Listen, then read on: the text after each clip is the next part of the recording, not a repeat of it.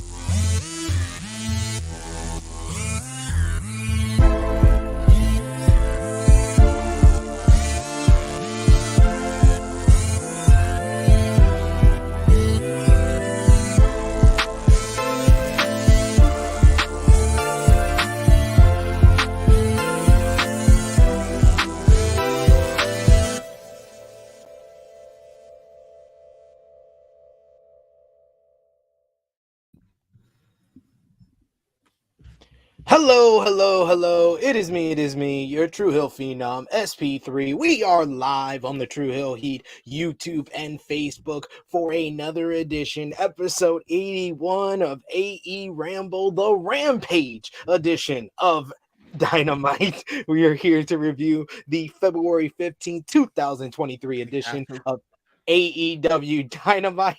I am here with everyone's favorite, the man of many disclaimers, the man you go to for your TV and movie reviews, as well as your honest criticisms of Tony Khan and AEW. Lord. It is Jimmy Macram. How you doing, Jimmy, today? I'm great. Of course I am. It won't be enthusiastic to start. Hey, that's how you bring in subscribers when you fucking at the beginning. Hey, how are you guys? I can tell this is not going to be a pleasant ride. Looking back on last night's AEW Dynamite with Jimmy here, especially after I read some of the Twitter discourse, it doesn't seem like you're in the minority, sir, at Thank all. God. And you heard me before we went live. You're not in the minority even on this show. So if Twitter agrees and you agree, and the three of us can never agree on anything, anybody who liked the show should be taken out back and shot. I didn't know we need this. The words and opinions of Jimmy Macram do not necessarily reflect those of True Heel Heat, its viewers, or affiliates. Ooh. We didn't even make it like a full minute into the show before. Ooh. Lovely start we're having here. Welcome everyone. This is our usual AEW Dynamite review we do every Thursday, 1:05 p.m. Eastern time. We're back at our traditional time. Last week we started an hour early for anyone who was confused. Remember, if you are just joining us for the first time, best thing you can do to help us out, help the YouTube algorithms, drop the thumbs up on the video, share this video with all your wrestling fans, friends, and family on all your favorite social media platforms. If you are new to the True Hill Heat YouTube channel, hit that subscribe button, hit the bell to stay notified for all the great content here. We are going 7 days strong of content. We like 14 days strong of content that we have here. It's a big week with WWE Elimination Chamber, NJPW Battle in the Valley this Saturday. Mercedes Moné, new IWGP Women's Champion, coming up in San Jose. Sami Zayn's big matchup with Roman Reigns. All of that. We have our preview that we did yesterday for Elimination Chamber. Tomorrow we got. I think I had a Triple H shirt when I was younger. Fuck it. Oh God. And tomorrow we got our preview for Battle in the Valley, so check all of that out. And of course, if you're joining us here, sound off in the live chat. We want to hear from you what you thought about last night's AEW Dynamite. I don't know if you'll get a lot of positivity on this show, so if you have some positivity, we'd love to share it in the live chat with us. And sound off, of course, if you're feeling generous and you have a little bit more to contribute to what we do here and help the channel grow, super chat, donate donations are so important. Helps out the channel, helps out the contributors, and it makes sure that we highlight your comment on screen. We do have Dolores, one of our great Patreon backers, in the live chat saying, "What's up, everyone?" We also got Frantic World who says, "What's up, SP3, Jimmy, and chat?" Dolores always with the plugs, as I always enjoy. She says, "Please like, comment, and subscribe, and join True Hill Heat Patreon. Best money you will spend." Jimmy's watching WWE coming soon. Jimmy watching WWE coming soon. I watched Raw again, by the way. Another fantastic episode. Confidence. Fantastic. Shocking. Well, confidence. That Brooklyn crowd, that was the quietest Brooklyn crowd I have ever heard in my life. You've been to Brooklyn. But Sammy and Cody was great. You've been to Brooklyn. I would be nice, but you can't control crowds. All you can do is put on what you put on. You can't control what they do. Bums. The first hour was good. And fantastic and strong. It was good. I haven't seen a fantastic fucking wrestling show in a long while. You've given episodes of Dynamite a 9. How is that not fantastic? First of all, I've given episodes. Yes. Of this year, I've given one a 9. What are you talking about? I didn't say this year. I said you have given episodes of Dynamite a 9. So when I say recently, I mean this for what, the last 3.5 years? That's recently? That's not recently. Jesus. I didn't say recently. I said you have given episodes of Dynamite. I said I haven't seen any fantastic wrestling shows recently. You've seen one from Dynamite. That's not, and then you said you've seen episodes of 9. I did not. I didn't mean recently. I've said you've given episodes of Dynamite a 9. That is a fact. Sure. Here we are arguing about semantics. This is also a fact. Goldfish need to be in water. Also a fact. Random facts for the day. Anyway, CM says it was such a mid show. I feel like I was back in a college smoke session. Wow. We got Romeo who says, "Look at these fresh cuts, and y'all ain't playing around with this review." Yes, we came legit. Even got my Actually, it's not true. I just plucked some shit on my beard and I fucked it up. So I had to fucking get rid of it. I've been there. I tried to line myself up before Christmas and had to shave my whole head because I fucked up. EBB is here with us. EBB is like, "I got the time right this week." He says, "Hey, got the time right this week. Night stuff. This one will be interesting." Say the least. Frantic World says, "I thought Dynamite was okay. Not bad or good, but okay, an okay show." That's a man who doesn't value his time. Every old person will tell you to value your time, sir. If it was okay, it was bad and a waste of your fucking time. I prefer a shitty show than a fucking show I have to sit through. Just, ugh. Ace says, "What's up, SP3, Jimmy, and chat?" He also says Dynamite was okay show last night too. We got some okays in the chat. I'm gonna say they're young. I'm gonna give them a pass for being young. I'd be nice. Riggedy says, "Well, that's a way to start." I'm here to help. EB says, "Watch Dynamite, then went back and watched the Sammy and Cody promo. Just more excited for WWE overall. Honestly, Montreal on Saturday is going to be insane. Are you going to watch Elimination Chamber on Saturday?" It only has 5 matches, which made me bust a nut. Ain't gonna lie to you. Any wrestling show that has 5 matches. I've been preaching this for years. Why don't need everybody on this fucking card? And it's not just AEW. Fucking why was WrestleMania 12 hours fucking a couple years ago? This is ridiculous. Yeah. It took a whole pandemic for them to make it 2 nights. Might give it a peek. There you go. I can't say I'll sit through it. I'll tell you when Sammy and Cody's on. I mean, Sammy and Roman's on. Romeo says, "Who's still defending this woman's storyline? It's ass." Talk to him, sir. There you go. Get Jimmy Head away from this. We got Dolores says it was meh. We also got Frantic World who says SP3 and Jim, what's up, fellas?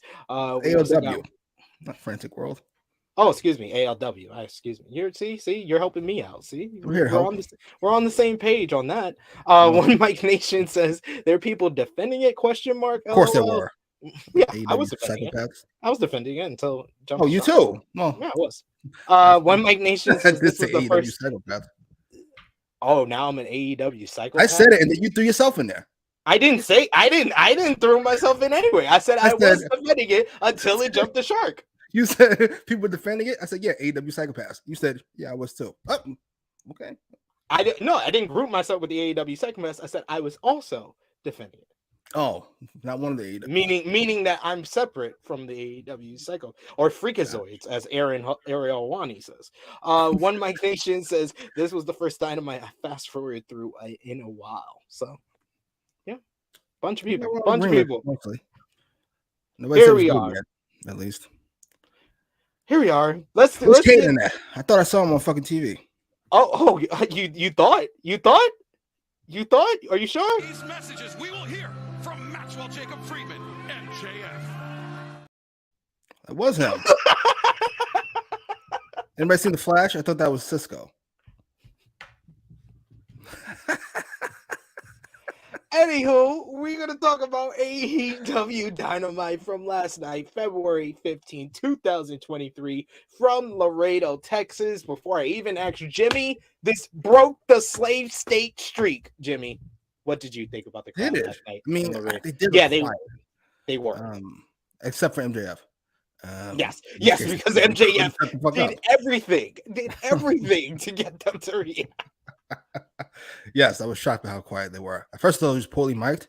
Then I looked in the crowd, nobody was moving. I was like, "This is shocking." All right, fair enough. It was strange. Did open with Jeff Jarrett. Hey. Let's show some respect to Jerry, even though Max Caster didn't.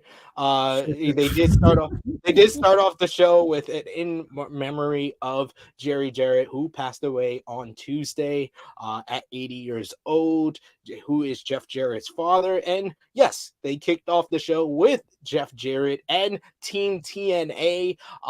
Jeff Jarrett teaming up with Jay Lethal, Sanjay Dutt, who had on great attire. That attire was the biggest pop of the matchup for me.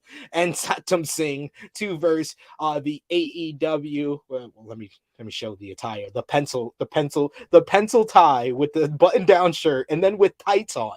That was just great. Great stuff for me. And he versus AEW All Atlantic Champion Orange Cassidy with Danhausen in his corner and Orange Cassidy teaming up with Daddy Ass Billy Gunn and the former AEW World Tag Team Champions, The Acclaimed. Max Caster drops a rhyme, says, "Sorry for your loss, Jeff Jarrett, but you're still a douchebag." No respect for the dead. Early on in the matchup, the two oldest gentlemen in the match, Jeff Jarrett and Billy Gunn, got in the ring, 59 and 55 respectively. That'll be alternative. Double J pointed up the ramp where the AEW World Tag Team Champions, the Guns, Austin and Colton, were standing there watching the festivities here. And this was your prototypical opening comedy match, basically.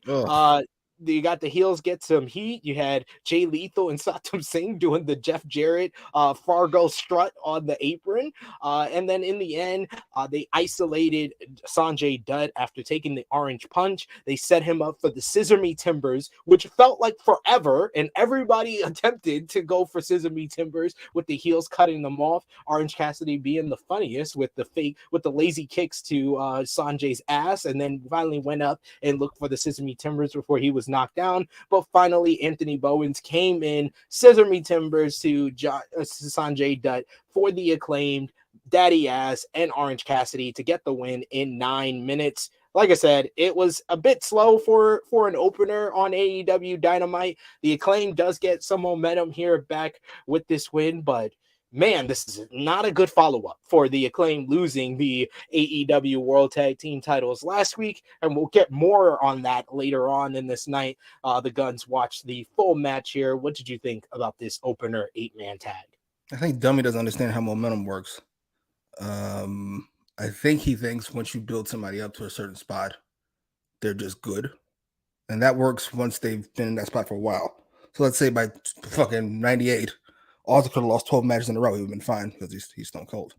The Acclaimed are not there, and they need to be treated important as such, and they were not, and I'm already over it. You over the fucking TV show of Jeff Jarrett. Listen, Jerry Jarrett is passed away.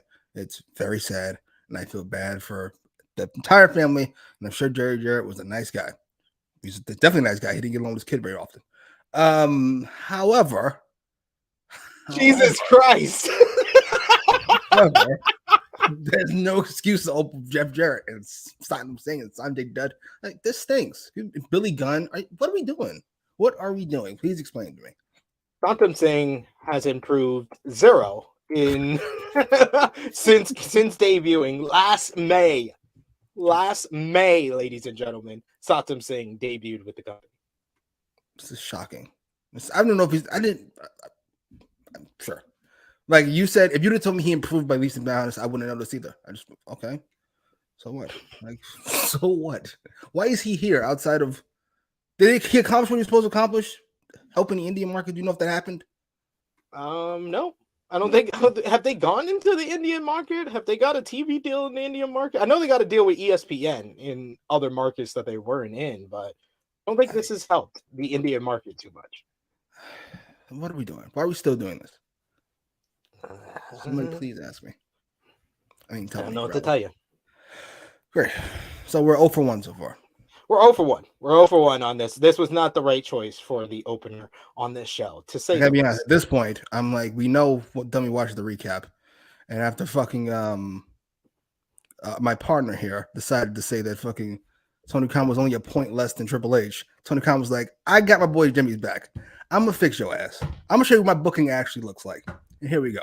With no dragon to carry me, I'm gonna show you what it looks like. Yeah, with no dragon match. What have I been saying? Have I not been saying that the best booking decision in 2023 from Tony Khan has been put Bryan Danielson in matches? And when he doesn't have Bryan Danielson in a match, we got our first miss of 2023. We got Frantic World in the chat saying, "Wow, Caden." That was funny. I thought it was a plant. Then I saw mouth. What he mouth? Are you gonna throw that at me? No, yes. No. We saw the difference between a planted fan and Caden. So, EBB says, I honestly just skipped through the parts I don't want to watch nowadays. Never thought I'd be at this point with AEW, but right now I am and have been for months. It's easier for me. This is so sad. He was so AEW fucking let's go a few months ago. You chipped away at him. No, common sense. You chipped away. Tony Khan chipped away at him. EBB says, on one hand, I was shocked at how quiet they were, but to be honest, can you really blame them for the show they were given? Wasn't given much. All this money. It's probably not a lot of money, but you spent this money on fucking AEW tickets. You're ready to fucking go, and here comes Jeff Jarrett. There you go. I'm over it. Romeo says, R.I.P. the Acclaim. Not everyone loved it. I can just see that as somebody's tombstone. It's just hilarious. Not everyone loved it. Will Chisholm says, it's still crazy to me that if Vince would have went to prison those years ago, he would have left WWE to Double J Dad. Jeff would have been WWF champion. 100% he would have. If you saw early TNA, you know how WWF would have been booked in 1993, 1994 with Jerry Jarrett in charge. I actually like Jerry Jarrett's booking philosophy outside of his son. In Memphis, he was great. He's great. Yes, I like a lot of TNA stuff. But Jeff stuff is kind of egregious. Really bad. Here was one of the good things on the show. We got a recap of last week's great Bryan Danielson versus Roosh matchup. And then we got Bryan Danielson with a quick promo talking about that MJF attacked him because he's scared. He knows that now he has his the Iron Man match at AEW Revolution against him. And he's running scale because he knows the boogeyman is coming to get him. A fired up Dragon, bloody, talking shit. Love it. What a great promo. This was awesome. I was like, now we're getting started. Not that I didn't know it was going to be the best part of the night.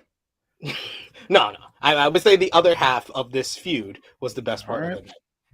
Hey, he got the crowd up for the only thing that he got excited about the whole night. Next, we had a Texas Tornado matchup, as it was the Blackpool Combat Club's John Moxley and Claudio Castagnoli going up against LFI's Roosh and Preston Vance. LFI immediately jumped the Blackpool Combat Club in the crowd. I did laugh at John Moxley slipping from the upper decks during the commercial break. That was a nice little thing if you watch the picture-in-picture. Finally, they got into the ring and the match started. And within minutes of the match started, Jon Moxley was bleeding again, ladies and gentlemen. You know it. Check that off of your bingo cards. LFI dominated. I love Roosh in these brawl type atmosphere. He just feels at home. Preston Vance was kind of the odd man out of the people that I enjoy. I enjoyed 3 out of the 4 of these guys, but I will say he did put his body on the line and even tried to compete with Jon Moxley of who can have the bloodier face. After Claudio, he brought a chain into the ring. Claudio Castagnoli eventually got the chain and punched him to split him open. He swung him with him bleeding, and you could see Preston Vance trying to hold blood part of his. That was, he didn't lose all the blood from being swinged. I love that spot as well. Roosh and Claudio going at it made me be like, okay, this should be your ROH World Title program for WrestleMania weekend if you're going to do that Supercard of Honor show, because Roosh is a former champion, Claudio's a former champion, and when they went at it, I was enjoying that part of the matchup as well. The match finally ended, and I love commentary talking about the Road to Laredo that they did on AEW's YouTube channel, where Preston Vance talked about his history with Jon Moxley. If you remember, Jimmy, before he versed Brody Lee, the late great Brody Lee, back in 2020, he versed Preston Vance and broke his arm. Then before Moxley went to rehab and he was in the World Title Eliminator Tournament, he split him open, and that was part of what we thought was going to be Jon Moxley's heel turn. But then this matchup, the two bloody men went at it in the end, with Moxley wrapping a chain around Preston Vance's throat, hitting him with the hammer and anvil elbows, and then locking on the Gucci Gatami armbar as he had the chain wrapped around his throat and pulled back on it for the submission win. All the while, Hangman Adam Page was watching this match in the back, but he was eventually, after the match, jumped by Kip Sabian, the Butcher and the Blade, ahead of his matchup later on in the night, keeping going the whole Hangman and Moxley part of this, which would be followed up in later in the night. But the match itself, I liked it. It was the best match on the show. That's not saying much at all, though, this week. And it definitely, as Jimmy says, I love to give 4 stars. Definitely didn't get anything on this show 4 stars. This was a good match. 3 1/4, 3.5. 3.5 the highest I'll go. But it just felt like violence for violence sake, because there wasn't no emotional grit to it or reason to it, because they didn't even show us the Blackpool Combat Club coming out and actually making a save for Bryan Danielson last week, which set up this matchup. They showed it on the clips on Rampage instead of showing it on last week's episode. What are we doing? But it went 15 minutes. Like I said, a good match in a vacuum, but no emotional investment to it, so it hurt it a little bit. What did you think? Yes, it's a fine match in a vacuum, but wrestling doesn't work that way. It does not take place in a vacuum. We should be caring about people in some way, and I do not. I had totally forgotten they saved Dragon, and even with that, so what? Why are we having the bloody brawl that feels like it should be ending a pay-per-view in the middle of fucking Dynamite with fucking 2 guys who are not on Dragon and Claudio's importance level, we'll say. I won't go higher than that. It's just, and I gotta be honest, I love Jon Moxley. I love Jon Moxley. You know this. The best 2-minute promo in the world, and has been for a while. And he's carried AEW on his back, though everybody else has lost their fucking minds around him. Jericho and fucking Punk and everybody else lost their fucking minds, but I'm still here chugging along. Still here trying to hold this company afloat. I can do about Moxley and blood. I can do about Moxley and matches for quite a bit. Would you give the man his vacation, please? He could use it. I know you're light on stars and you're light on ratings. I saw the Dynamite rating. I saw the Rampage rating. Jesus. That was bad. Oof. But give Moxley a break, please. I don't have so much. Give him a break. This match was worthless. It was fine, but it was worthless. If this match is not on the card, we can do the fucking Moxley Hangman and nothing changes. Yeah. Nothing really about this is going to really affect anything in the long term. So I can understand you saying it. You didn't even need to do this matchup, but they definitely needed this matchup when you compare it to the other matches on this card. After this match, I thought this is 2 matches in a row that if they weren't here, we wouldn't have noticed. Like, just did nothing for anybody's story at all. That's a damn shame. That's just confidence. I don't have so much, folks. Not much to react for. We just ask for, give me a reason to care, please. We got Romeo in the chat who says EBB has great character development on the show. Absolutely. Now, if you turn back in a couple of weeks, like fucking Garcia, I'm gonna be highly upset. Please do.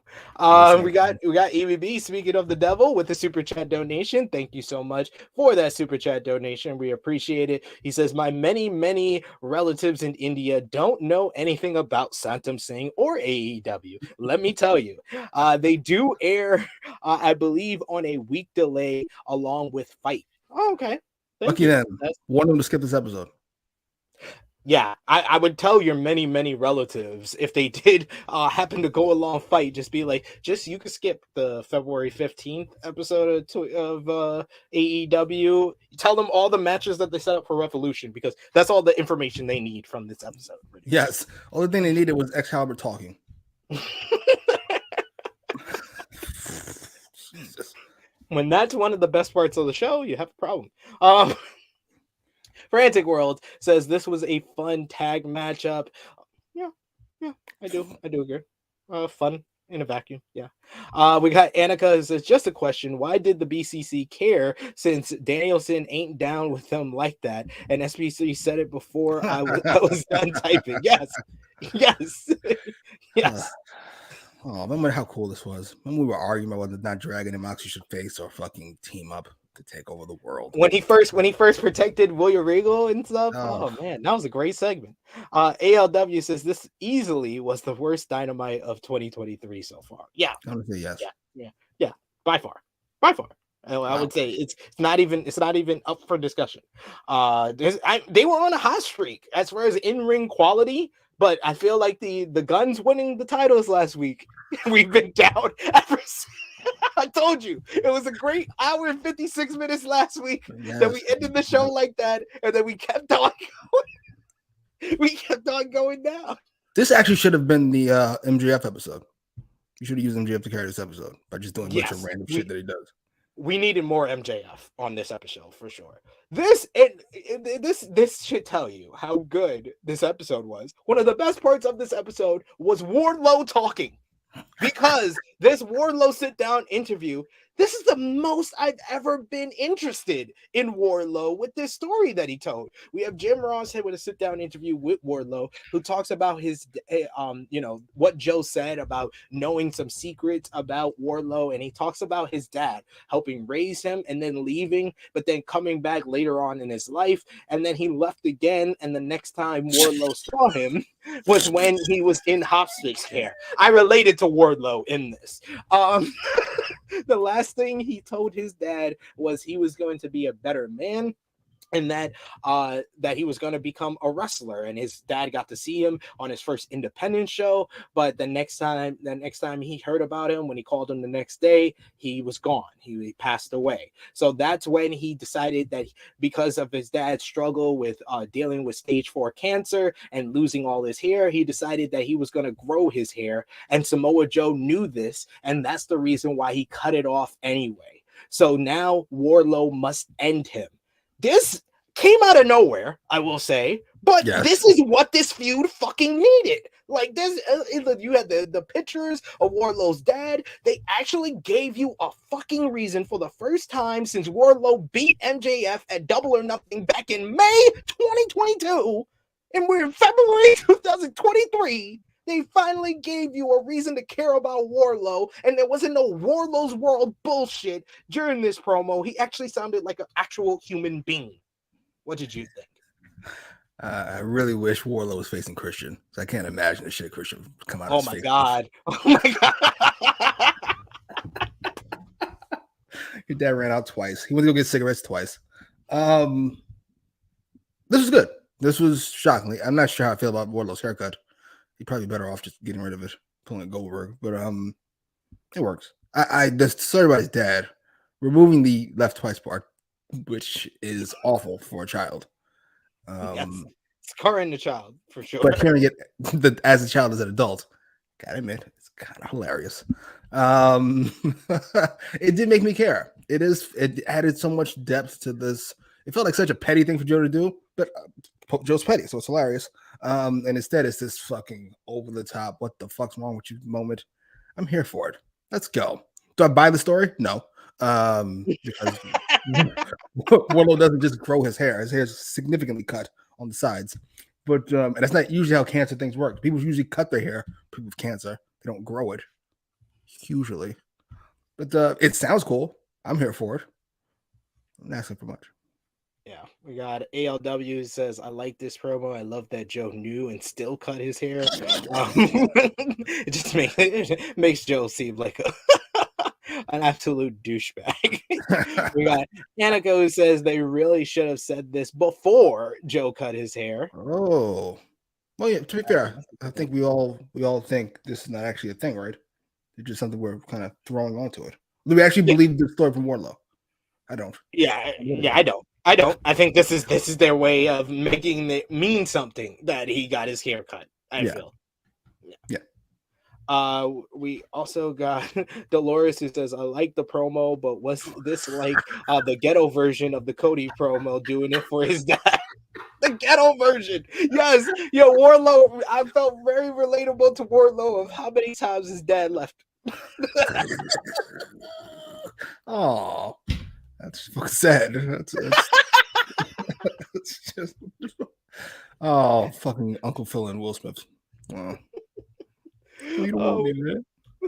We got EPP who says a really good promo by him though, much needed for him. Yeah, this is what we needed. We also got CM who says, I'm actually happy I found out later because it would have telegraphed it. Yeah, that one. I agree with CM. It would have really, like, he just comes out of nowhere and says this promo, and then what? Then you do the matchup like 2 weeks or a week later. It's like, okay, obviously he's going to cut his hair afterwards. So this came out of nowhere. I like the follow up. I agree with CM more than y'all. Only seems like a couple of y'all. Like, this could have came before, but she makes a better point. It would have been telegraphed. Agreed. We also got Romeo who says Joe's response is going to be savage. I agree. Oh, it's going to be great. It's Fuck going to you be and your great. Who cares about your daddy? You told me that, and I used it against you. And yes, it was made official later on in the show that Samoa Joe will defend the TNT Championship against Wardlow at AEW Revolution. And if they would have made this announcement before this promo, I wouldn't have cared. But now that they did the promo, I actually care about this match now. Agreed. Awesome. It'll be a good match. Yeah, it's going to be a good match. They had a good match before. It was just based on more on the attack pre-match. So this is going to be more of like an actual match between them now. But let's go to the next match. We had our boy, the Chicken, the Sussex County Chicken, Mark Briscoe, coming out for a one-on-one match against Josh the Goods Woods. Mark Briscoe just has so much charisma. Like anything he does, he just started walking and he does like the walk like a chicken. He's like, I just laugh up Roman. Then him with the chair, and he starts the clap motion. He makes the fans clap. He got a reaction out of these fans with the chair, and then did the dive to the outside. Josh Woods did get a couple of offense in with the rolling Chaos Theory German suplex for a near fall, but Mark Briscoe came back. We did get the Lucha Bros making the save for Mark Briscoe during this matchup when Ari Daivari and Tony Nese got involved. The Lucha Bros made their return after dealing with their visa issues over the last couple of weeks. Had to get them in front of a Spanish audience, so they made the save for Mark Briscoe during this, and they'll be involved next week on AEW Dynamite. We'll get to that in a bit, but Mark Briscoe would get the win after hitting a Death Valley driver and then following up, not with his brother's move, the J Driller. This time he hit the Froggy Bow for the 1-2-3. Mark Briscoe with another huge win, showing some love once again to his brother Jay Briscoe after the match, talking to the camera. And then after Dynamite went off the air, AEW President Tony Khan made it official that Mark Briscoe is not only signed to Ring of Honor, he is now officially #All Elite. So either he has a double contract, a bigger contract. I don't care. I just want good things for Mark Briscoe. This match was just fine, but the more important thing is that Mark Briscoe is officially signed to AEW. What did you think? How long has it?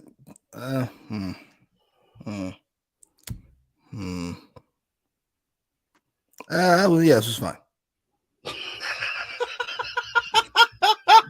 What did you want to say, sir? I was gonna ask how long has it been since that tragedy, and how much longer do I have to wait before I say anything mildly, possibly offensive about Mark? Why would you want to say anything? I don't want to. I did. People might take it offensive. Is what I'm saying. I never say anything. No, offensive. you said you want to say something mildly offensive about Mark. I like Mark. I see CM saying stop. I'm not gonna do it. My lawyers told me. Your attorney. It's like when you're in interrogation and then your lawyer comes in. It's like, don't answer that. You talking to Mike Hind? Don't answer that. No, Don't this answer was that. fine. I'm sure Tony Khan's trying to use in the Papa rating like he did a couple weeks ago. Yeah, sure. Fine. Glad to see the Lucha Brothers. Yeah. I love it. EVB, going back to the Joe and Wardlow, says, I still don't want Joe to lose the title. Honestly, I think he's fantastic TNT champion. I agree with that. He also says, my favorite match of the night, Mark Briscoe, is really fun. He is. He's a lot of fun. It's just very much just a fun guy in the ring. Annika says, I know it wasn't the plan, but man, it would have been cool if Mark was the one to take the ROH belt off of Jericho. That would have been good, but that's a significant hindsight. Yeah, hindsight being 2020. Yeah. No accent. You'd be like, "What the fuck, Mark Briscoe for what?" Yeah. If it would have happened before everything, yeah. Frantic World says Mark Briscoe is so good, and I'm glad he is #all elite.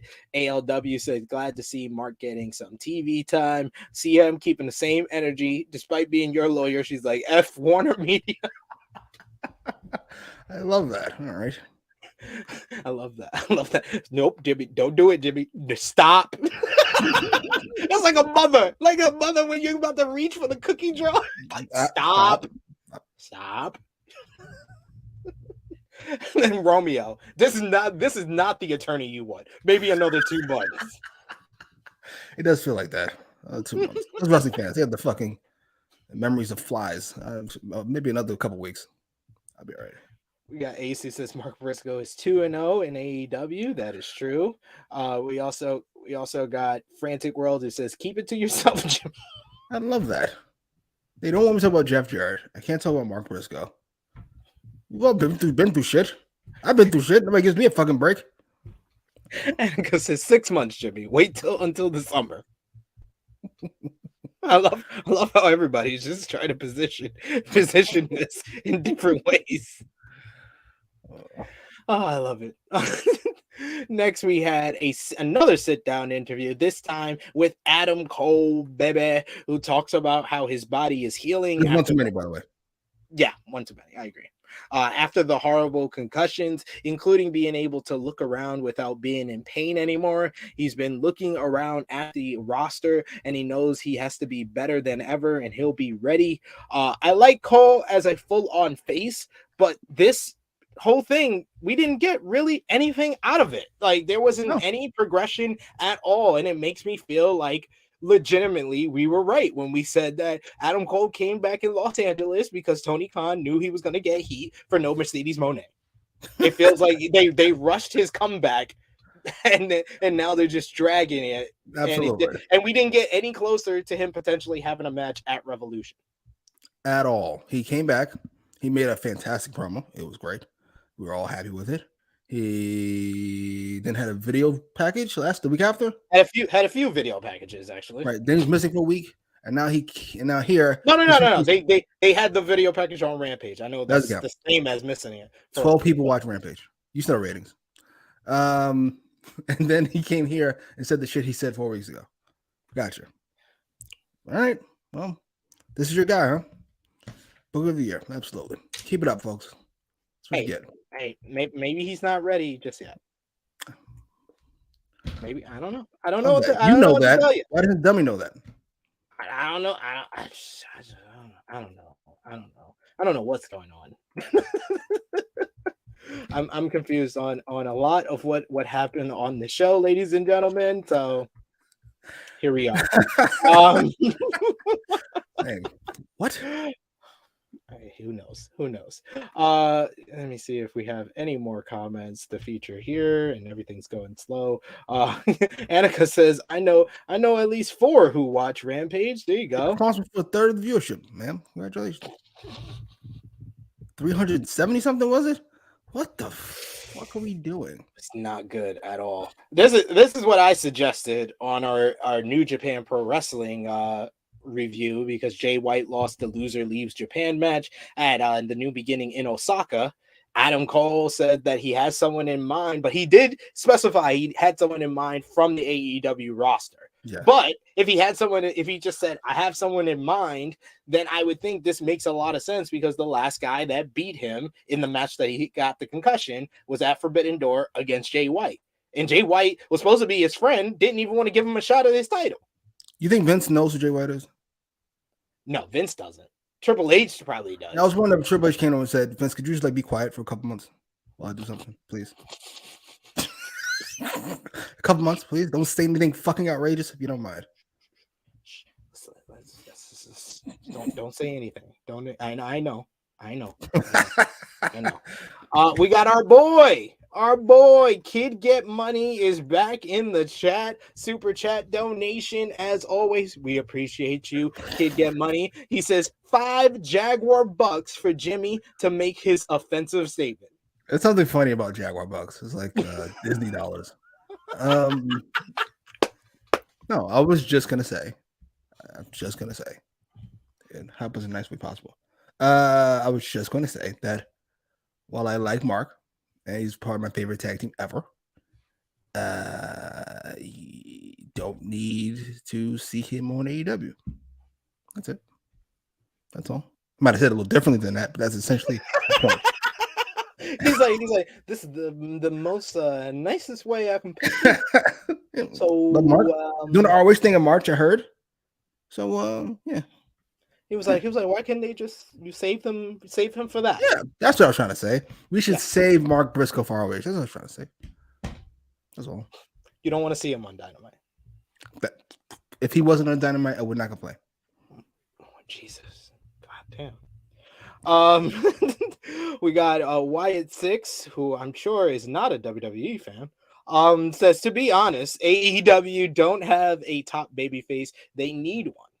I mean, this is something that Dave Meltzer has been talking about over the last 2 weeks or so, that there is AEW is a babyface company, and they've always had a babyface for the fans to rally behind, whether it be in 2019, Cody Rhodes and his journey against, Chris Jericho at the end of the year at Full Gear. 2020, it became Jon Moxley being the champion and the mainstay during the pandemic. 2021 was the whole, redemption and the road to the championship for Hangman Adam Page. 2022 became CM Punk's comeback and his rise to the top. And now we don't have anybody to get behind. You have people like a Ricky Starks that you can, but they have completely cooled down on Ricky Starks from December to now. Eddie Kingston could get hot, but they don't even care about this guy anymore. Darby Allin seemed like he was getting momentum back, and I don't know what the next move for him after losing the TNT championship is. Wardlow felt hot early on in 2022. Hopefully, this promo is the road back. Like we said, we loved the promo in January from Adam Cole, but they cooled down on him since then and dragging out his whole comeback. So, yeah, they have people, but they haven't chose one to really get behind. Just hearing you say that all out loud with a very nonchalant, matter-of-fact way. Listen, Annika, me too. Very nonchalant, matter-of-fact way of describing the most horrific booking I've ever heard in my fucking life. How we've destroyed 6 baby faces in a fucking row. He just said it like this is just a thing that happened. This was just, wait, what? This is fucking egregious. Oh, all right. Well, there you go. Why do I still watch this fucking thing? This is shocking. You can't get none of these motherfuckers right. They're all different. How you fuck them all up? EBB said Eddie and Ricky could have been built up in the background, but since August and JAS for Eddie, yeesh. And same things happening to Ricky. It's like Ricky is the Eddie Kingston of 2023. Oh, it's fucking sad. And they were sold. And Dolores clapping for you. I'm proud. You handled that well, Jimmy. I didn't even have to give you a disclaimer. I appreciate it. Keeping it together. Classy over here. Don't do that. Drago doesn't book the show. Don't do that. We're not doing that. I hate that. Anything good, we didn't go, oh, that was great. No, I'm dead. Don't do that. Don't do that, Skip. Don't do that, Skip. So I will And say Annika, he is Annika asking the great question, where the ham fat is Miro? That's hilarious. Somebody who didn't want to be in that group of shittily booked people, and Tony Khan's making them pay for it. You said no to me, so now fuck you. Now you don't get booked at all. You either get booked badly or don't get booked at all. Next we had the highlight of the show for me. MJF comes out to greet Laredo, and we had the I think Caden is in the chat now, so we can replay this video. We will hear from Maxwell Jacob Friedman, MJF. Cisco Yes.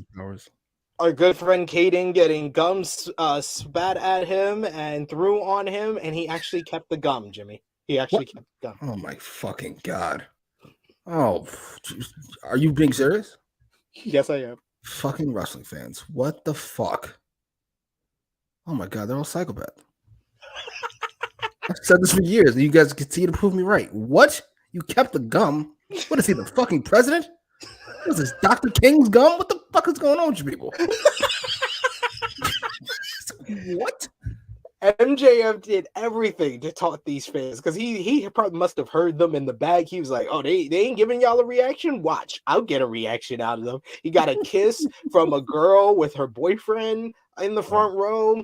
Then he took a selfie with a fan and knocked the phone out of his hand. He then, during the commercial break, told them that they could boo all the fuck they want, and they started booing him more. He was like, oh, you don't like my language because there's little kids in the crowd? Well, if we weren't in Texas, they would have been aborted. We then come back from commercial, and MJF, after insulting the Spanish fans who are calling him a perro, he says, no habla español. MJF talks about how he is the devil, and until recently, these people were devil worshippers, but they're fickle human beings. So he moved on to Bryan Danielson, who is called the best in the world. But what does that matter if he doesn't have the title? MJF will win at Revolution because he is the best in the world, and he's better than Danielson, and he knows it. In case you want proof, MJF brings out one of Bryan Danielson's mentors, and it's none other than Christopher Daniels, the man that he was in the first ever Ring of Honor main event with Bryan Danielson all the way back in 2002 with Low Key in a triple threat. Christopher Daniels comes out and he says he wants to make one thing clear. He says MJF paid him a bunch of money to come out here and badmouth Danielson. And this time, though, he said any other time I probably would have joined you if this was years ago, but he's going to talk about how great Danielson is, including when Danielson chopped him so hard he thought he would die in the middle of the ring. He talks about Danielson winning the King of the Indies tournament, which led to the creation of Ring of Honor. And he said if it wasn't for a place like Ring of Honor cultivating professional wrestling, there would not be any AEW, therefore there would not be any MJF. He says that Danielson is going to beat MJF, who doesn't seem happy with any of this at all. This did not go as he planned. Look at him, he looks like a pouting child. It's great.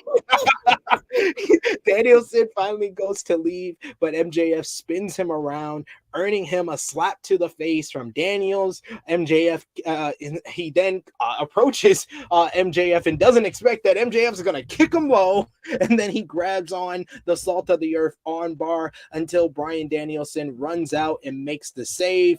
MJF running off with the title in his hands. I thought Christopher Daniels was really good in this segment with the promo that he cut, and basically has kind of illustrated what this chapter of this feud and the build-up to Revolution is. It's now MJF is basically paranoid, and he's paranoid because Bryan Danielson is the best in the world. He's paranoid because he gets the respect that MJF really yearns from the fans, and he knows that he's in big trouble come this 60-minute Iron Man match coming up at AEW Revolution. What did you think about this segment here?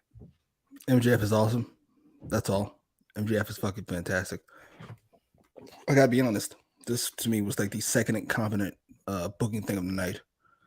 First being Wardlow, and this being second because Dragon cannot come out and blow himself. That would not be a very babyface thing to do.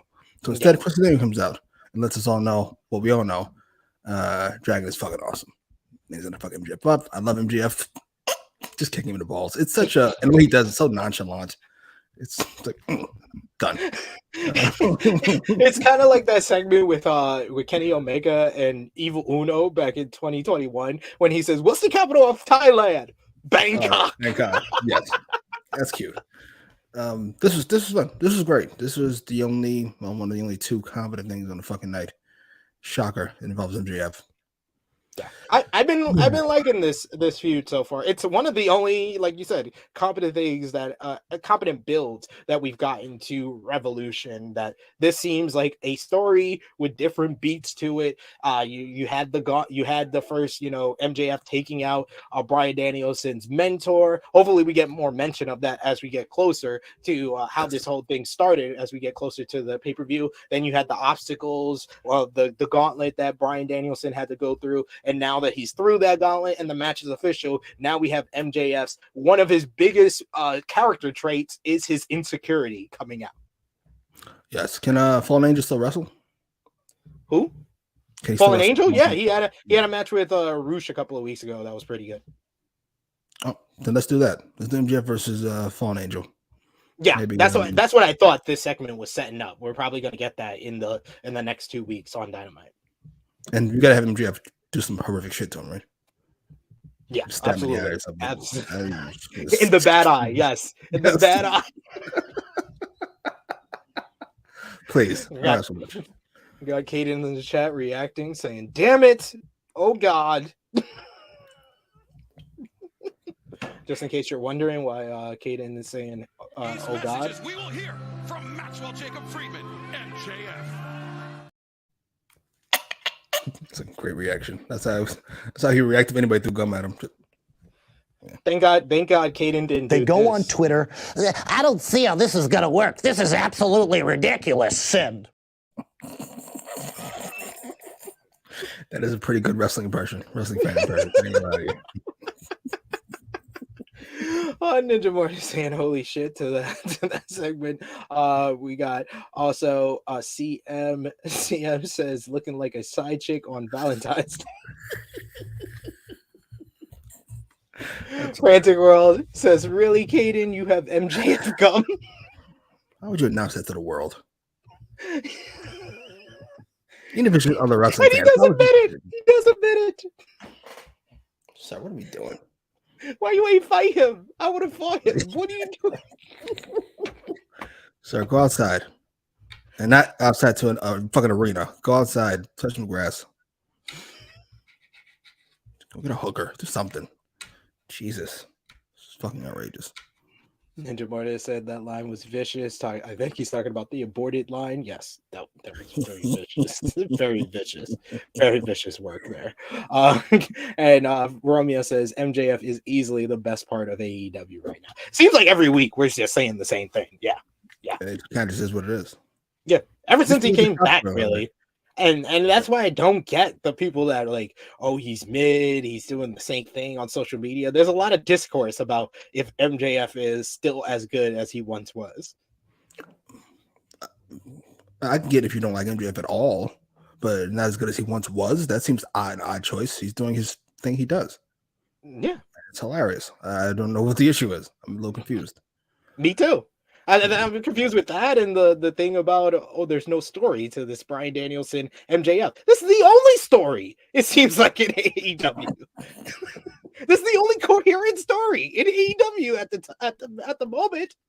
I'm so confused. I saw there's stories that have some coherency, there's stories that have no coherency, and then there's MJF and Bryan Danielson. yes, which tells a consistent through line of a story. It's so weird. Ooh, you know what? Maybe. And I just said maybe comparing it to Roman. You compare anything to Bloodlines, it's gonna look like shit. Exactly. This is true. That was weird. I saw Raj Giri say something about MJF. No, about Dragon. About how there's no story to this. Yeah, I was like, you're just not watching. Like, you're the same guy that said that Hikaru Shida was only AEW Women's Champion because she slept with Kenny Omega. So shut the fuck up, Raj Giri. He said that? Yes, he did. Oh, I like Raj Giri. I don't. That's a shame. I don't. I'll say it right here. Someone could clip it. I don't care. I don't. I was happy because he admitted his mistakes. Raj Giri, you're a nationality, but you don't really give jobs to people of other nationalities, except if they're cracker and cheese owner Alfred. So anyway. Wow. That went several different ways. I was gonna say I like that he had Jesus, Raj is garbage. All right. I saw him admit he was wrong about what was it? Roman and Sammy. And I was like, this seems like a respectable man. And you all told me he's a piece of shit. All right, well, yeah, fair enough. I mean, he admits his mistakes. I was like, oh, I'm savage, but you can't say I'm lying. I'm not lying. If he said that about Sheeta, that's I'll tell you. I've never seen a whiter Indian in my life. Anyway, backstage we get a quick little video vignette of the new AEW World Tag Team Champions, the Guns, bragging about winning the tag team titles without having to work on the indies for $10 and a handshake, and only having 10 televised matches before they won the AEW World Tag Team titles. And this is what I was like, okay, they should have said this more. This is a time, I agree with the other point of something they should have said before something else happened. They should have said this before they won the tag team titles, because then I would have got them winning the tag team title. They are undeserving tag team champions. I get it now after this quick little promo here. It's awesome. That's actually the first time I enjoyed them for any extended period of time. It works. They're Nepo babies. And and they're ungrateful Nepo babies at that. It's awesome. I'm here for it. Romeo Garbrange. There we go. Jesus. That's weird. That's fucked up.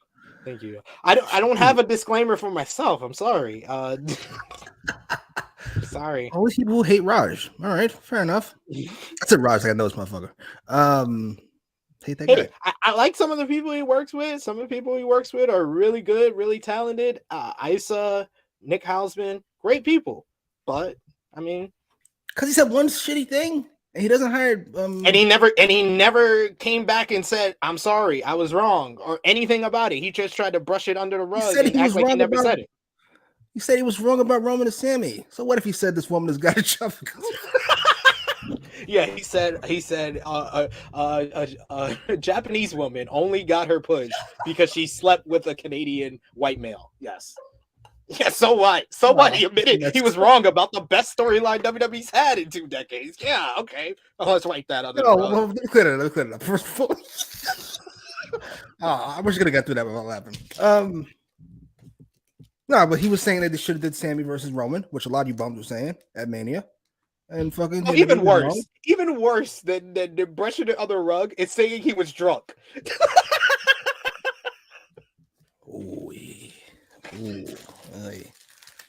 First of all, every time I've ever been drunk, I've said some horrible things.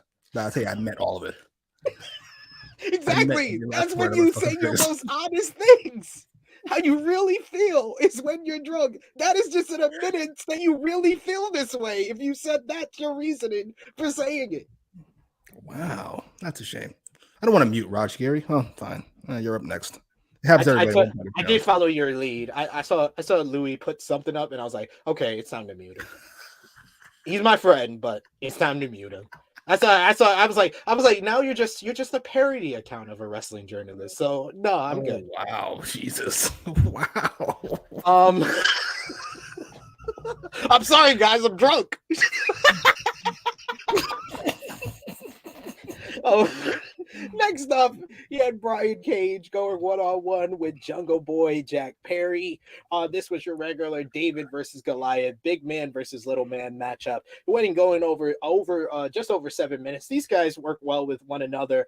This finish was a lot more realistic than the last time they versed each other. I think last time Jungle Boy won with the snare trap, which I was just like, how is Brian Cage tapping out to the snare trap? At least this time he hits him with a sliding forearm to the back of the head, and then he gives him the Marty Scurll cradle for the 1-2-3, getting the win. After the match, Jungle Boy is celebrating. And then it happened, Jimmy. We've been wanting him to come back. The most savage individual in AEW. The music of Christian Cage hit, and he comes out with his arm still in a sling. Jungle Boy looks like he's about to attack an injured man. This vile Jungle Boy. He sprays him with mace in the face, trying to protect himself like the honorable man that he is. And then he reveals he takes off the sling. He is no longer injured. He picks up Jungle Boy and he delivers the kill switch right on the ramp.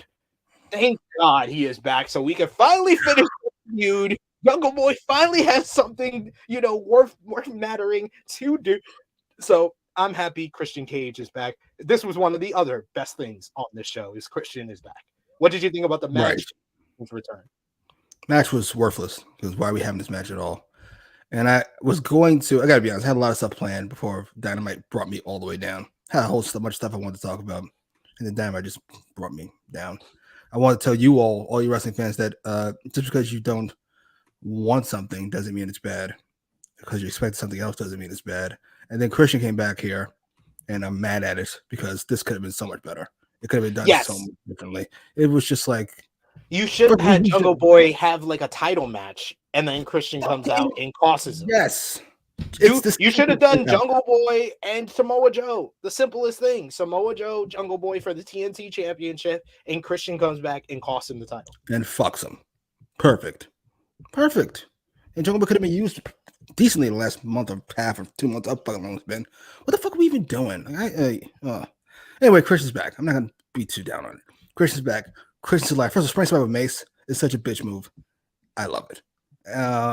Sprayed him and then slowly took off his fucking sling and then the brace and then just shame this crowd sucked, but it was still awesome. If this was any other Texas state, Texas city, they would have got a big reaction to that. At least the boos would have been big. Oh, but instead, Christian comes back after a Brian Cage match. Whatever. Why is Brian Cage on the show every week? How did we go from Brian Cage not being used for like 8 months to him being used every week? What a fucking, this is an apology? No. I don't accept it. Beat it. This is my penance.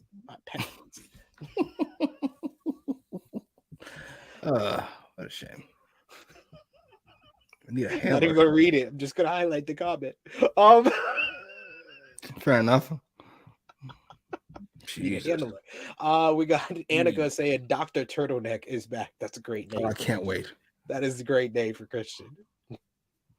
We did the Samoa Joe thing. We actually had a main event, by the way. Yeah, we would have. Dolores saying Christian and Edge make 1 million returns. Is this a return if you know they coming? No, yes, it was a return because we didn't know Christian was coming. I thought he was going to be out much longer. I love that. You mean like if he was coming ever? Yes, I know he would eventually be back unless some horrific shit happened. Yes. Yes, it's a return. And do not put Christian in the same level of Edge, who returns every 3 months. He has one program. He's been feuding with Judgment Day for 8 months, and he's only been here for about 2 of them. I'm confused. What's going on with Edge? Does he just leave every once in a while? Or is he actually hurt? Because he's a part-timer. No, he's a part-timer. Oh, good on you. This man has the record for the most Royal Rumble returns. He's returned in a Royal Rumble 4 times.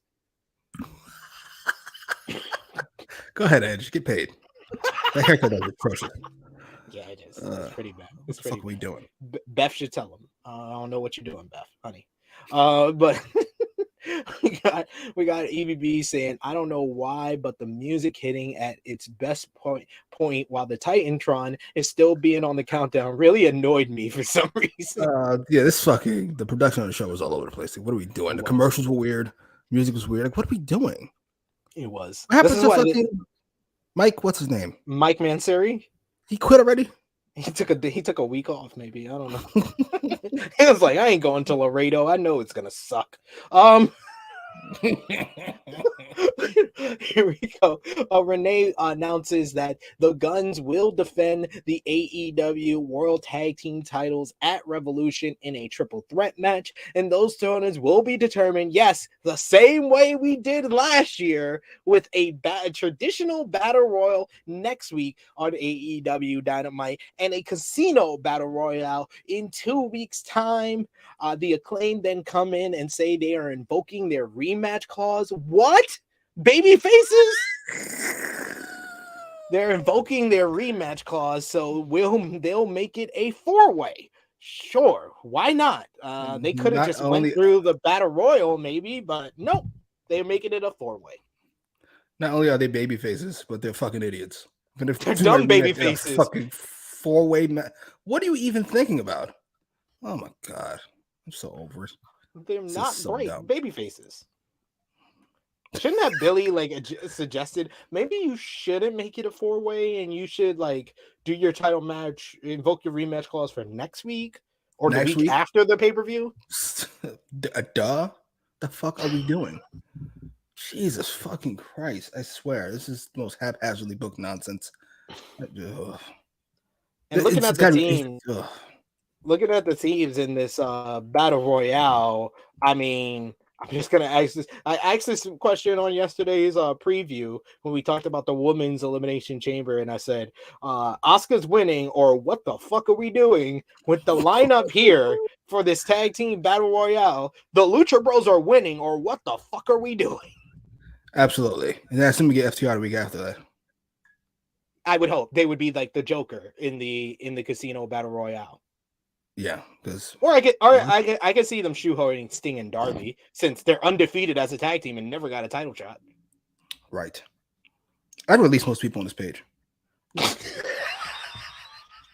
not nice. The words not and nice. opinions of Jimmy Macram do not necessarily reflect those of True Heel Heat, its viewers, or affiliates. I'm sorry. I'm keeping the Lucha Bros. I'm keeping Butcher. Shit. Not even the Blade. The Butcher. Come on, Daddy Magic. Making your nipples. You go. Johnny Hunky. Oh, they ruined him too. I'm over it. Tripe? Jesus fucking. Oh, fucks no. Yeah, a whole bunch you can go. Jesus. The fuck are we doing? Oh man. Oh, you think the bunny will leave if I get rid of the Blade? Yep. All right, fine. That's what I say. Keep the bunny. Keep the bunny. You better keep the bunny. The bunny. I'm just saying, player. You gotta keep the bunny if you want to. You gotta keep the Blade if you want the bunny. Fair enough. We'll keep a soul for a soul. Basically. A soul for a soul. A soul for a soul. Man, I don't know what happened to this tag team division. This tag team division used to be so deep. Why are we benefiting the trios to handicap the tag team? You know why? Fucking the Bucks are there now. And Matt Jackson's not going to stand for not being in the spotlight. He's been carried for 20 years, and that's still not enough for him. He's got to fucking parasite on other things. Jesus fucking Christ. The luckiest man in America. Frantic World echoing what we were saying. FTR. I would hope FTR, even Dax Harwood said he wants to come back before April. It's the perfect spot for them to come back. We also got Annika saying, "Ass Boys win. There's no need to put in time to make sure the Acclaimed are booked up." No, this was a horrible follow-up for the Acclaim losing the tag team titles last week. Like, what are we even doing? Like, I swear to God, he books to like a point. I'm gonna book from fucking here to here, and then after that, he's like, "Oh shit, right? I forgot time doesn't stop because I'm finished." Fucking idiot. Oh, I hate Tony Khan so much. Ace says rematch clause doesn't mean anything anymore. It shouldn't for baby faces, especially. I understand a heel invoking is their rematch clause, but valiant baby faces who are dumb enough to invoke their rematch clause in a multi-team matchup. I'm just saying. That ain't bright. That ain't bright. I can't believe the show. I can't believe the show at this point. I'm just jarred. Yes. EBB says, I think every man in the world nodded in agreement when you said keep the bunny. Yes. Do we find out if she's okay or not? I know she.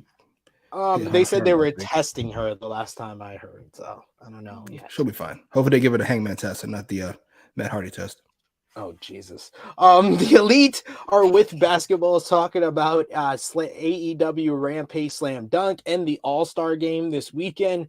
When Top Flight and AR Fox also come in with basketballs and come in to challenge them for Friday's Rampage Slam Dunk. In the middle of all this, the best part of this whole segment was a little flicker of the House of Black.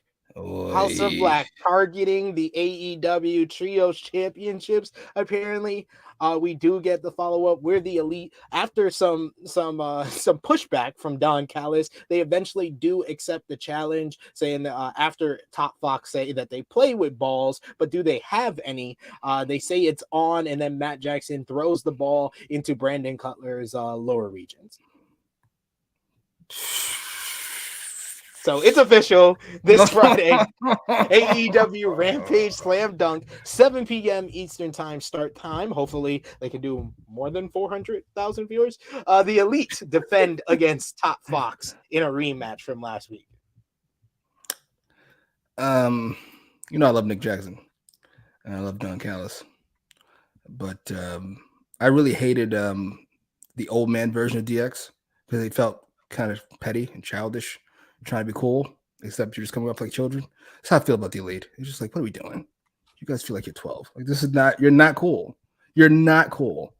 That aside, they wanted to be booked on AEW Rampage Slam Dunk since they paid all that money for Round Ball Rock. They wanted to use it again.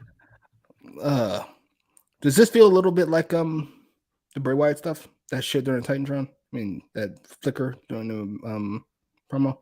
No, not really, because it becomes very over the top of like, here it is. This one, you literally, if you blinked, you would have missed it. Okay, let's go with that. House of Black, I'm down.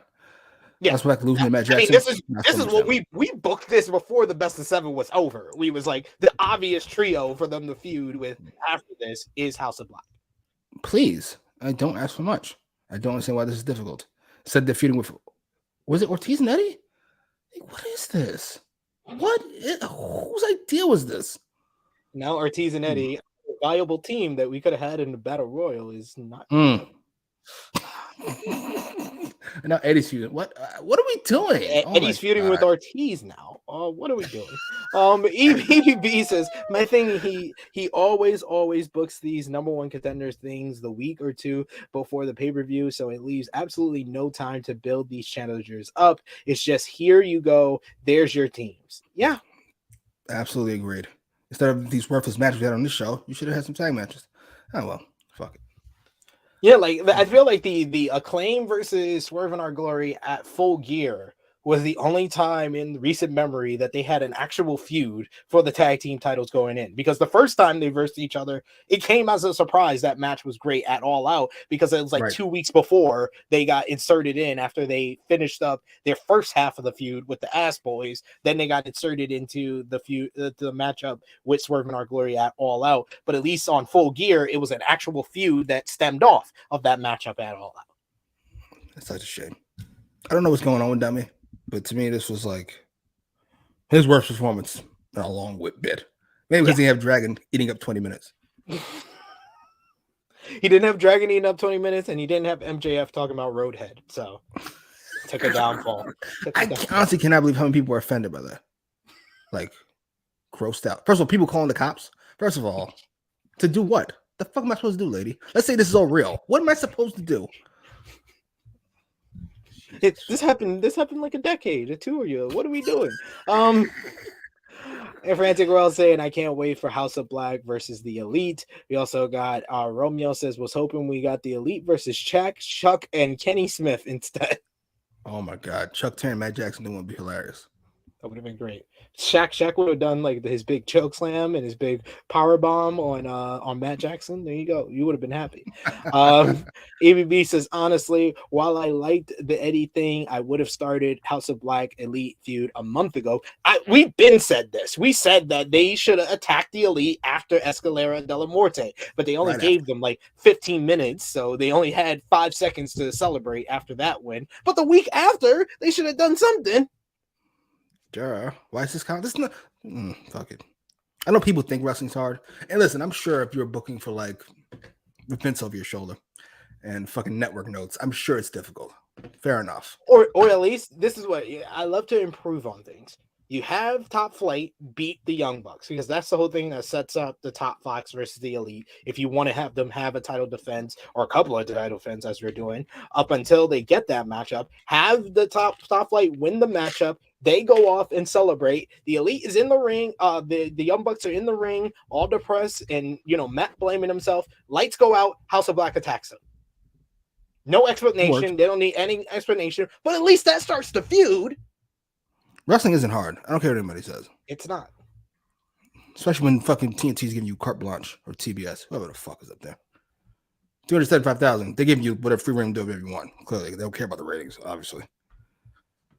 Yep. It's gross. Yep. Here we go. Can we admit he's an idiot? Can you appease the wrestling gods? Because that's clearly who you've offended. I blame you for this. Yeah, I hate him. And fucking the wrestling gods hate us. You need to retract your Triple H statement. That's why we've been smited this week with this. Well, yesterday with this awful fucking show. I'm sorry. Until Triple H does something good outside of the Bloodline feud, I cannot give him a full point higher. You gave him a full point higher. We need way more than a full point. We need a full grade higher. This is egregious. No. The wrestling gods will continue to smite us. I won't until he does something good outside of the Bloodline. Do something better. Do something. It's not about doing something good. I don't care about the women's division. When Bianca Belair, Becky Lynch, and Bayley get no reaction in Brooklyn, that's an issue. First of all, Brooklyn's an issue. It should have been blown off the map years ago. No disrespect to anybody in the chat from Brooklyn. Oh, sorry. God, I've been saying it for years. I didn't know I had to do this for Brooklyn. What? I'm just... The words and opinions of Jimmy Macram do not necessarily reflect those of True Heel Heat, its viewers, or affiliates. Ever since it's been gentrified, Brooklyn's been worthless. Let's keep it a buck. Anyway, no disrespect. Sorry, Romeo. Sorry, Romeo. You and your fucking Starbucks drinking friends can go fuck off. Romeo probably sitting at home like... I'm serious. I'm not going to sit back and take this fucking shit.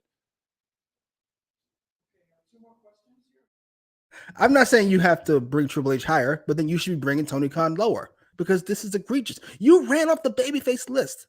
I don't understand. This is egregious. Do you want me to run off the list of people that Triple H has signed since August that he has done jack and shit with? No. You just gave me 6 babyfaces that were smoking hot that this man threw into fucking, what's cool? A freezer. Ricky Starks? Just Ricky Starks. Just Ricky Starks. Just pretty, yeah. Eddie Kingston, what are we doing? That's horrible. That's horrible. That's what I'm saying. That's horrible. I'm like Eddie Kingston. Tony Khan, this is also on you, because you can stop this. Thank you, Annika. I don't know what happened to CM. She disappeared on me.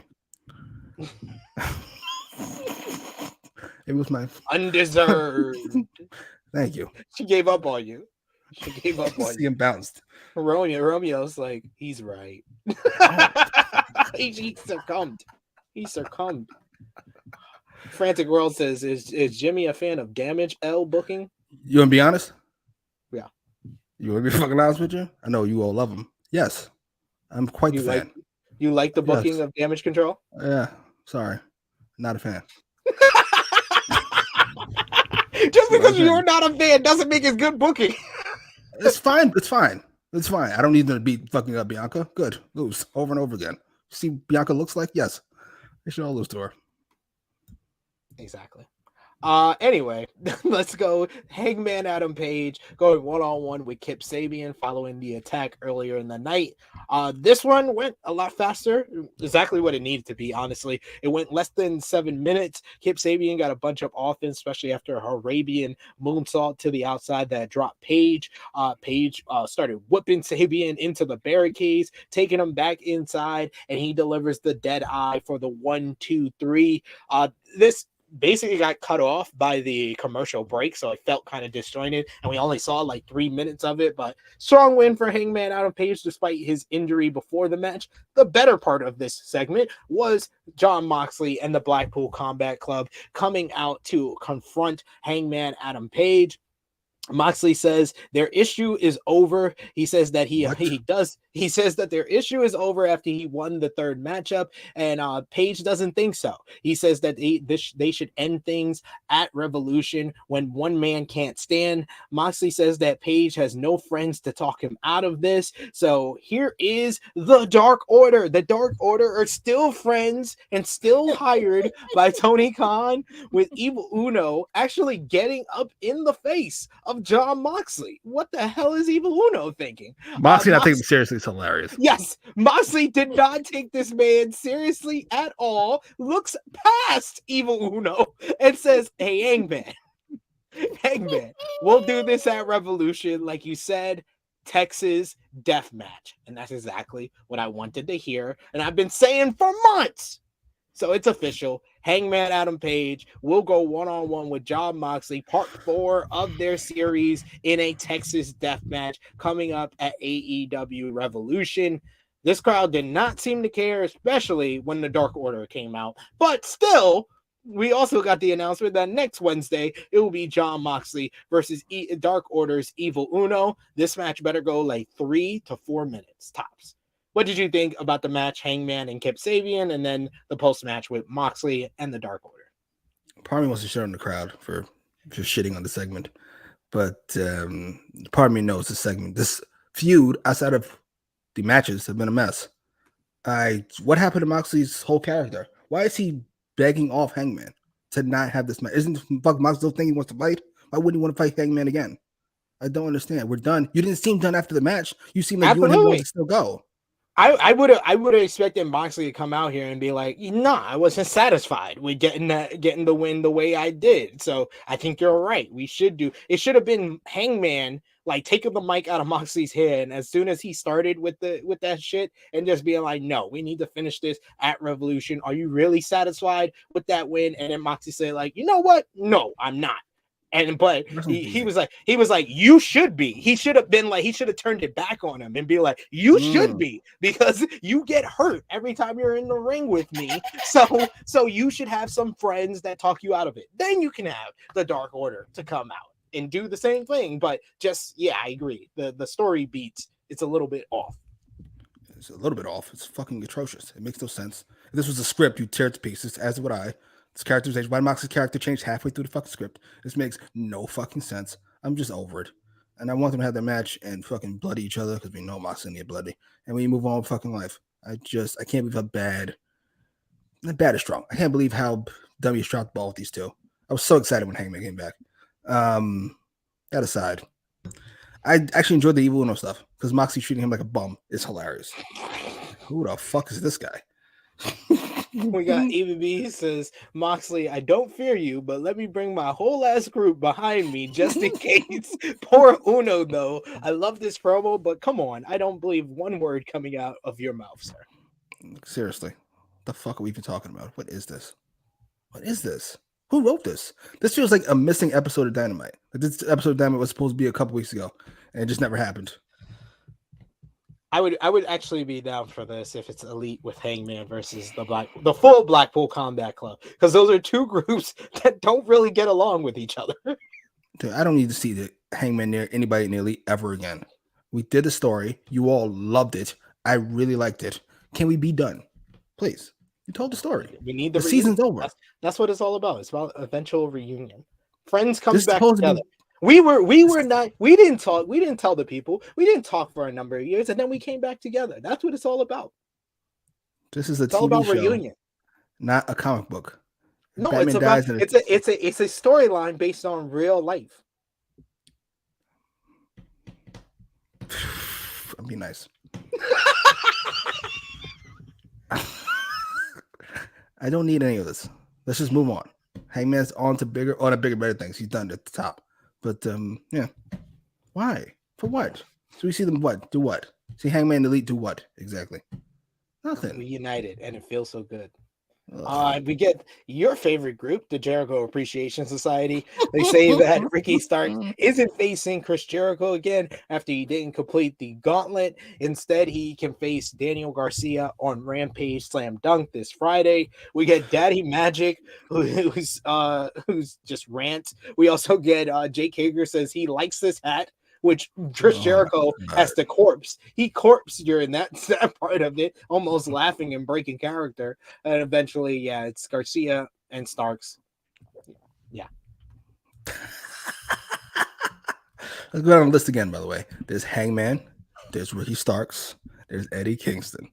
That's just the three off the top of my fucking head that you mentioned earlier. Fucking C- booking? Are you out of your fucking mind? You should have failed the class. You're out of here. Beat it. You're suspended. I never want to see you on campus again. I'm calling the cops. Get the fuck out. You're suspended. Jesus fucking Christ. Next, we got our real favorite group out of nowhere, Stokely Hathaway and the Firm. Stokely Hathaway, who's dressed. This man is dressed like a Black Panther. And he said he's furious about Hook entering him last week. He said, I talked to Hal Sharpton, I talked to Jesse Jackson, and we are going to get reparations from Hook for what he did to me. Ethan Page says, I'm glad you're here. I'm glad you're all right, but you missed out on this whole party that Matt Hardy did. And Stokely was like, was there girls there? And they was like, yeah, they were all for Zay. And Zay was like, yeah, I had them like, So what I tell you about that? And then Tony Khan announces, Tony Schiavone says that Hook has been suspended pending an investigation, and Stokely forgets his arm is injured and high-fives Ethan Page, and then tries to sell it afterwards. Why is this group so good? Why is it so good to me? I can't believe they've salvaged something from the Firm. Somehow. Well, we knew Stokely and Ethan Page were only people worth the shit in that fucking group. And it's worked out beautifully. I'm so here for all of this. This was great. I need more of this in my life. Matter of fact, that's what this whole show should have been. It should have been random segments with Stokely trying to get justice. Oh my God, I would pop so hard for this. When Mike Station says we get Stokely versus Hook for Revolution, because I'm here for it. I'd be so here. I did not know they could salvage the Firm. I thought the Firm was dead on arrival, but that the fact that the Firm is in a better position than the Jericho Appreciation Society says everything. It says everything about how entertaining Stokely Hathaway is. He's outside of maybe MJF. He's always the most entertaining thing on the show. Yeah, Stokely Hathaway as the phony Black Panther is hilarious. Stokely Hathaway wants justice. He wants justice. Oh my God. He was great. This was literally, folks, if you didn't watch the show, it was like 45 seconds. One of the best 45 seconds of this whole entire 2 hours. So good. And next we had the main event. The women were in the main event, but I don't know why. Because look at the rest of their fucking card. That's why. What the fuck you want me to do? It was a triple threat match, a triple threat we were supposed to get a couple of weeks back, as it's Dr. Britt Baker, DMD, versus Ruby Soho versus Toni Storm. Toni Storm, of course, coming out with Saraya. I think earlier in the night when they were previewing the main event, Excalibur referred to them as the Freelancers. I don't hate it. I don't hate it. Yeah, it's different. It's at least different. What I did hate was them going to an obvious plant in the crowd, because the plant reacted, oh my god, my son, flailing arms and all that shit. And they take the plant over it. They're about to spray paint an L on the plant. Oh, this is so corny. And then Ruby Soho comes out to end this whole charade. And then Dr. Britt Baker comes out, and we have our triple threat match. The ladies, they worked hard in this matchup, but this crowd did not care for shit. Storm was physical. Britt Baker, I do love when she gets hit hard. She like enjoys it now. Like that's a part of her character is that she likes to get physical now, and she smiles when she's getting hit hard. Jamie Hayter, always great to see her. Great to see her in any capacity. This was a nice little spot when they had Storm with the Texas Cloverleaf on Ruby Soho and Britt Baker put on the lockjaw. But at this point, this is when Saraya decided to get involved. But Ruby Soho just body Saraya. Whoa, I forgot this part where what? Before Sweet Cheeks music from Storm, Saraya decides she's gonna spray paint an L on she's farting toxic gas and spray paints the L on her ass before she can put the L in Britt Baker's face. He hits her with Sweet Cheeks music. Ruby Soho gets rid of Saraya. She throws Toni Storm into Saraya and then rolls up Britt Baker for the win here. After the match, it seemed like they were teasing that Ruby Soho is next up for the AEW Women's World Championship. But she's still in the middle. Like, I thought that the whole point of this being in the main event was that Ruby Soho was going to pick a side, whether she's with the homegrown ladies or the freelancers. But no, she's still stuck in the middle. And it seems like we're not just getting Ruby Soho versus Jamie Hayter. It seems like we're going to get another triple threat at Revolution with Jamie defending against Ruby and Saraya. In a vacuum, once again, this was a decent enough main event, but what was the point of this being the main event with no fucking stakes? I love how Excalibur tried to sell it early in the show. He says, the triple threat match, and we're going to find out what side Ruby Soho's on. I'm like, why is a triple threat match mean we're going to find out anything? That's not how that works. Everybody's out for themselves, as was the case. And there was no point to this match. I can do without people pointing to Revolution sign. I don't really like it for WrestleMania, to be completely fucking honest with you. But I'll take it. No, we're not doing it anymore. This is dumb. Only thing I'm looking forward to is the Jamie Hayter match we're gonna get out of this because she is awesome. Are you all bums finally ready to admit that Saraya has been a complete failure, as I told you she would be when she first showed up? This is not second guessing. I first guessed she'd be fucking worthless. She's not Banks. She's not Charlotte. She's not Bailey. She's not Becky. I'm not entirely sure I'm pretending like she is. You ready? In the chat. I want to hear from you first, and then you can let me know your opinion as well, sir. Thank you. Oh, God. We got the NWO. What are we doing? Dolores says, first time I'm going to say this woman's match could have stayed at 9:30. That's what we were saying earlier. You do this fucking Samoa Joe versus Jungle Boy, and then Crush's return is the main event, as it should be. I would have done that. Or I would have done MJF's talking segment as the main event. Ooh. And end the show with Brian coming out and running them off to end the show. I gotta be honest, the pretty weak finishes we're coming up with, but they all kind of stink. I would have had one of the matches from last week main event this week, or one of the matches that's scheduled for Rampage. Rampage has the matches that should have been on this episode of Dynamite. I would have took another Elite and Top Fox on here that would have gave us at least a great spot fest or spot food matchup that would have got the people excited at least, or give me Ricky Starks versus Daniel Garcia in the main event. I would have took that in the main event as well. Also fucking something. This feels like it's yes, obviously should have been Jamie versus Britt Baker. Why we continue to put this off as if it's gonna stay hot forever. I'm already kind of over it. I feel like Jamie's kind of past her, quite frankly, and by a decent bit. She beats the shit out of her, I'm sure. Yeah, what happened to? But they are just. Wait a minute. Completely like treating Britt Baker like she is Teflon and can lose over it. I don't remember the last time Britt Baker won a match that mattered. How dare I let you get away with saying Eddie Kingston, Ricky Starks, Hangman Page, and I forgot about used to be Go Baker in this fucking conversation. Somebody else who he's cooled off impossibly. This is fucking, how dare you put him in? I don't care. Triple H can mess up 100 damage controls, and how dare you How dare you? Oh, I'll never forget Britt Baker. He will never be forgiven. He will never be forgotten. What was I going to say? I was talking about something else. Right. Yeah. Awful. Swerve and Dustin. Could have been a main event too. The EVB says, I thought, main event, surely some good story progression here. You couldn't even see the green paint off my ass off. I do really like Ruby not giving one fuck about this feud though. Yeah, she's worried about the title. She's like, I don't care about picking a side. I want the title now. She's on a winning streak, so this is the most wins and the most focus they've given to Ruby Soho, and this feud is really not even about her at all. This feels like we saw a Rampage rating, so we figured, we got to fix that. But because of that, you fucked up Dynamite. Yeah. Perhaps you should hire a booker. Just a thought. Safet says it should have been Jamie versus Britt feud. Agreed. CM says I would have liked Ruby versus Britt more. No skeet on my TV. Her name changes every week. And it's so mean every time. I'm like Saraya, but you hate her guts. Pardon me. You really do. And she's like the only blonde you hate. I mean, the only non-blonde you hate. You always hate the blondes, usually, CM.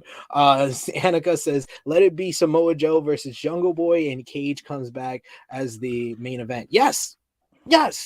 That should have been the booking. That should have been the simple booking. Frantic World says the main event wasn't good or bad. It was just there to watch, which should never be the case for a main event.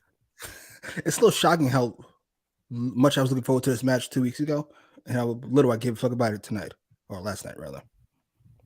They are burning this thing fast. I'm impressed. Yeah, pretty fast. But that brings us to a close on another episode of AEW Dynamite.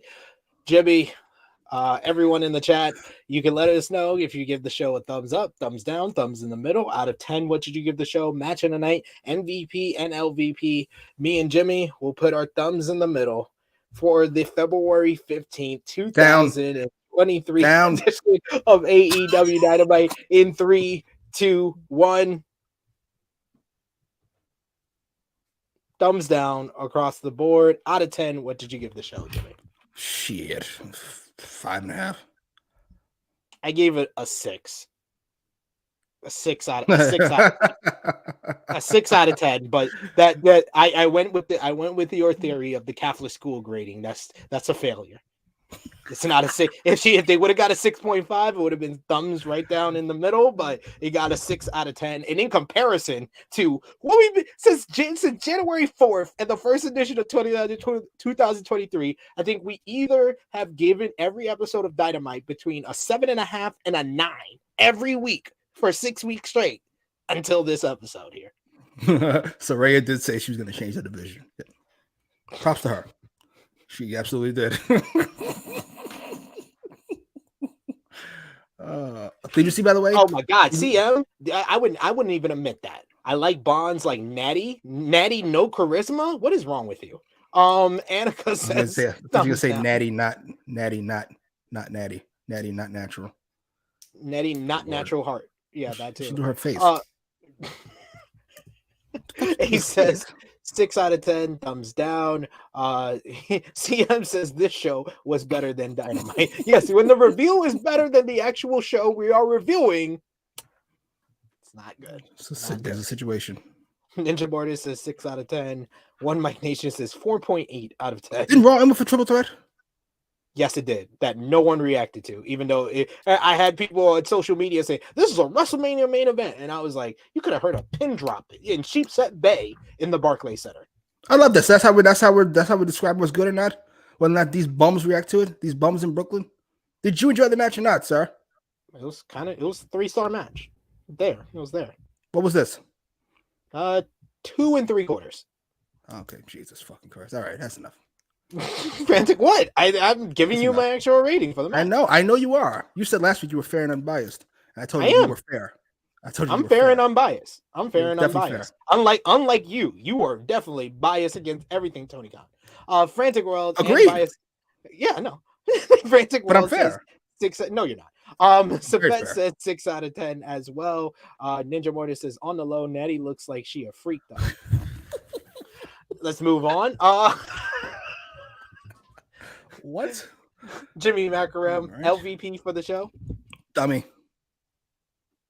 Dummy. It's been a few weeks since he's been here, but she's back. Dummy. With relatives. Tony Khan. Yes. Oh, I respectfully disagree. Tony Storm in NXT, they didn't even know what they wanted to push her. She was a heel one week, a babyface another week. At least we have a thorough. As opposed to what? This nonsense? At least she's used every week. She was barely even used in NXT. I'll take being used badly over not being used.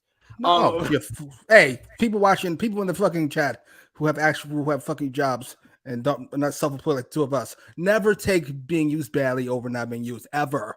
Never. There you go. You're fucking up your future earnings. There you go, sir. LVP, we're both going with Tony Khan. MVP for the show. Who you got? MJF. I was talking about Stokely, but it's MJF. I'm gonna say co-MVP for MVP for MJF and Stokely. MJF and Stokely in 45 seconds. I mean, Wardlow was an audible mention. Wardlow was close with that story about his dad. And match of the night.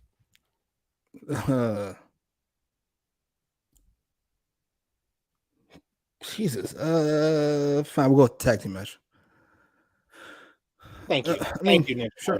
Someone that actually remembers Tony Storm in NXT, because I'm sorry, Annika's just saying shit. Like his booking. He shouldn't, but I do. Keep him off my TV.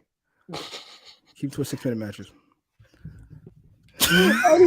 Anyway, you said match of the night was what? A tag match. The one Moxley bled all over the place for no reason. Yeah, I got Blackpool Combat Club versus the Faccion Ingobernables for match of the night. But that brings us to a close on another edition of AEWramble. We got in the chat EBB saying, I could just imagine Tony Khan watching this review, sleeping next to all his booking notebooks and telling himself, I'm a fucking genius. What booking notebook? I know he said he did it since he was 10 or whatever the fuck, but there's no way he actually wrote things down in those books. It's impossible. You do anything for a long time, you get better at it. There's no way he did. I'm serious. I'm not going to sit back and take this fucking shit. There's a fucking cocaine addict booking a fucking wrestling show. This is fucking outrageous. No, she had no charisma as a babyface. She showed no charisma as a babyface in AEW, in NXT, in SmackDown. It's just, no, she was better as a heel. And they only used her as a heel for like 3 weeks in NXT before they called her up and botched her main roster call up. So no, her in NXT. And who was watching NXT UK? Who the fuck was watching NXT UK? If a tree falls in the fucking forest and no one sees it, did it fucking happen? Jesus Christ. Fan of UK Tony Storm. Fair enough. Anyway, Jimmy, let the people know where they can follow you on social media. On Twitter at Jimmy Macram, though, gotta be honest, you guys are kind of taking the joy out of that. So I only had one person that even, well, that's not true. I like what's the brothers who have the podcast? Public Enemies. They're hilarious. Yes. Yes. But good brothers. We had Graham on the flagship show, so yeah, definitely. Oh, nice. Yeah, their Twitter account is hilarious. As far as everything else goes, nah, I don't really want to talk to you guys. I blame you all for yesterday, quite frankly. Why you so crazy? Take it easy. Take it easy. Oh, I miss you, Andrade. Free Andrade. Hitting air right now at Roosh getting this push right now. Follow me on the Twitter machine. Follow me on the Twitter machine at TrueHillSP3. Follow the gang, Facebook, Twitter, Instagram at TrueHillHeat. Yeah, you can follow me there. It's okay. It's okay. I need a breather. Saying NXT UK. Who the fuck brings up NXT UK? Like, that's a good point. I'm with you, Annika. I'm just being serious. You don't watch NXT UK. How you with her? You didn't see me. I'm with you, Annika. NXT UK. I remember. I remember what happened. Bullshit. I'm bearing on Myers. I'm just gonna say I saw shit that I never watched in my fucking life. NXT UK. I remember. That's the UK version of NXT. I remember. Yeah. Patreon.com/True Heat, $3 a month for more exclusive content. We also got EBB in the live chat. Thank you so much, EBB, for the super chat donation. Say appreciate Keep your head up, the sir. great stream last. And he also says Jimmy was a massive NXT. Tony Storm, Pete Dunne, right? No? Yeah?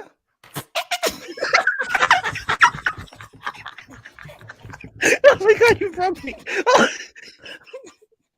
Yeah.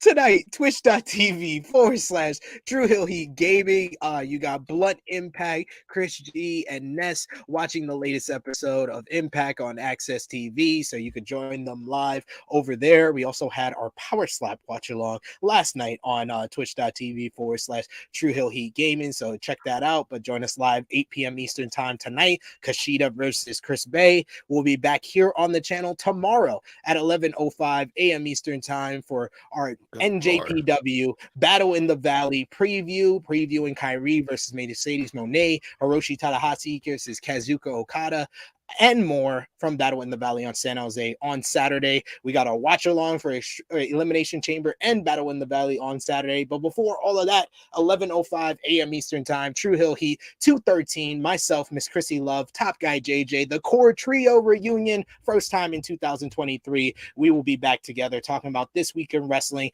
and previewing final predictions for Battle in the Valley and Elimination Chamber. Yeah, Walter, Rhea Ripley, yeah, of course. Yeah, great stuff. Yeah, yes. Imperium, yes, Imperium, Jimmy. Oh my gosh. Oh, I forgot. just jarring my memories up here. For Jimmy back, me and Jimmy will be back with you next Thursday, 1:05 p.m. Eastern Time. For Jimmy Macram, it is me, your True Hill Phenom, SP3. This has been AEWramble, episode 81, the Rampage edition of Dynamite. We are signing off until next.